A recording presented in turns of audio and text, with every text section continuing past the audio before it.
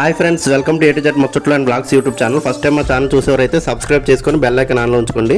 ఈ రోజు అయితే కృష్ణాష్టమి సందర్భంగా నేనైతే ఉదయాన్నే లెగిచి తలస్నానం చేసి రెడీ అయ్యి కొబ్బరికాయ అరటిపళ్ళు పట్టుకొని కృష్ణుడి గుడికి అయితే వచ్చానండి. అక్కడ మా వాళ్ళు ఊర్లో ఉన్నటువంటి అందరూ కూడా వచ్చి ఆ దేవుని అయితే దర్శించుకుంటున్నారు. బయట చందా కూడా రాపిస్తున్నారు.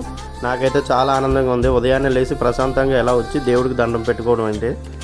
మనం ఎన్నో బాధల్లో, ఇబ్బందుల్లో, కష్టాలు ఉంటాం. మన కష్టాలు ఎవరు చెప్పుకున్నా వాళ్ళు ఆర్చరు, చేతురు.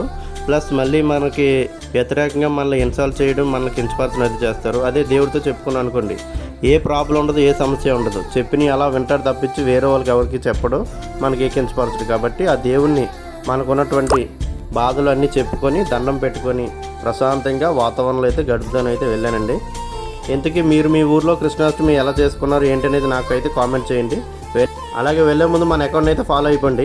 సబ్స్క్రైబ్.